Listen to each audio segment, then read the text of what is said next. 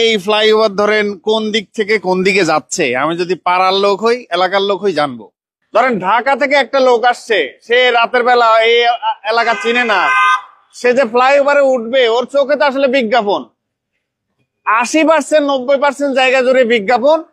ছোট্ট একটু জায়গা জুড়ে সিটি কর্পোরেশন, ছোট্ট একটু জায়গা জুড়ে কি দেখেন, ওই যে বদ্দারহাট বা বায়েজিদ।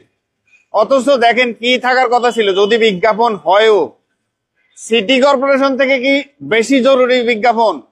তাহলে এইটাই যদি বড় করে লেখা থাকতো, যে লেফট সাইড রাস্তা যেরকম দুই পার্ট, একদম বড় বড় করে যদি এইটাই লেখা থাকতো এটা কোন দিকে, কর্নারে হয়তো 5% জায়গা থাকতো যে বিজ্ঞাপন এইটা, সৌজন্যে এইটা। কিন্তু আমরা ঠিক উল্টো পথে হাঁটতেছি। যদিও এইটা অনেক আগের, কিন্তু এখনো যদি এটা নজরে আনা যায়, বাইরে থেকে যারা এই শহরে আসে তারা কিন্তু খুব মানে হিমশিম খায়, এটা কোন ফ্লাইওভারে উঠতেছি, এটা কি উপায় ফ্লাইওভারে উঠতেছি না কম খরচে নিরাপদের ফ্লাইওভারে উঠতেছি।